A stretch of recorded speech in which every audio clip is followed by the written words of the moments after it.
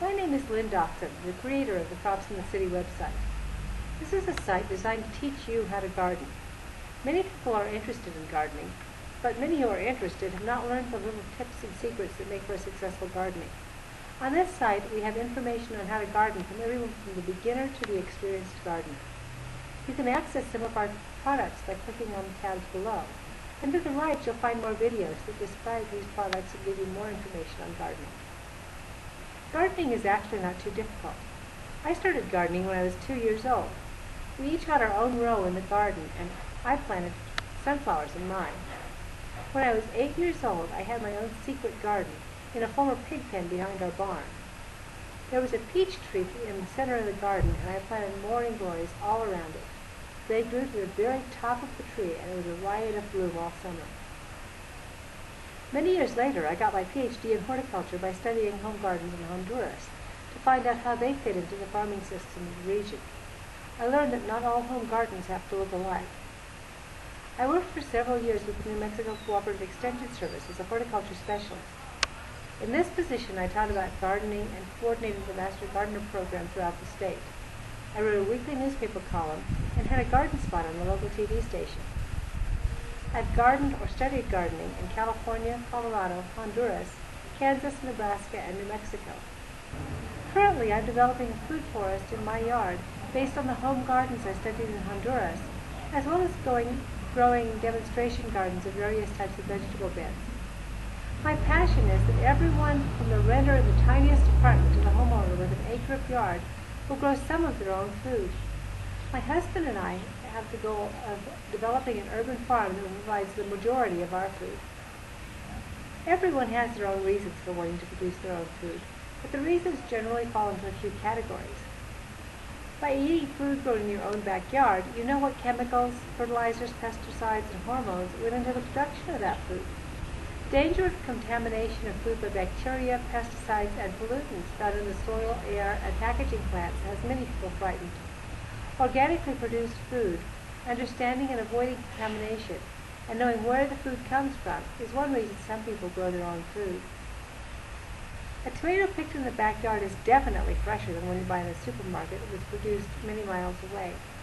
Sometimes, food is produced on another continent, shipped in, ripened by the addition of ethylene gas, and placed in the supermarket.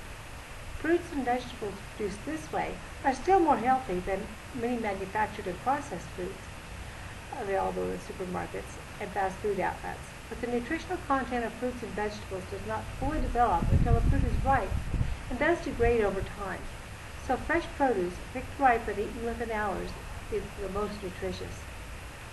In addition to avoiding contamination and getting the freshest food possible, producing food provides an opportunity for exercise and fresh air. Gardening can both improve physical and emotional health. For some people, this is the primary benefit. Over the past 75 years, first universities, then corporations, have produced hybrid seed strains that have particular characteristics, primarily high yield and resistance to certain pests and diseases. More recently, gene splicing has made genetically modified food available. Genetically modified foods have genetic material inserted into them that does not naturally occur in the plant. Although this is absolutely wonderful for producing a lot of food at low prices, it has the effect of reducing the genetic variability of the food produced. Some of the social and political practices that have resulted are very questionable. The more genetically diverse a system is, the more biologically stable it is. Using heirloom and open-pollinated seeds is one way that backyard gardeners can ensure that genetic diversity is maintained and the food system is kept stable. Large-scale agriculture is one of the most intensive users of petroleum energy. Fertilizers and pesticides are manufactured using petroleum. Large machinery is operated using petroleum. Food is shipped halfway around the world using petroleum. Food is processed and delivered using petroleum.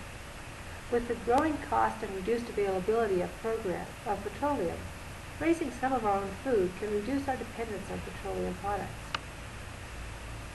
Because of increased yields and ease of shipping, the relative cost of most food items has decreased in the last century. But recent price increases due to the use of petroleum in the food production industry and the economic downturn have made good food increasingly difficult for many people to buy.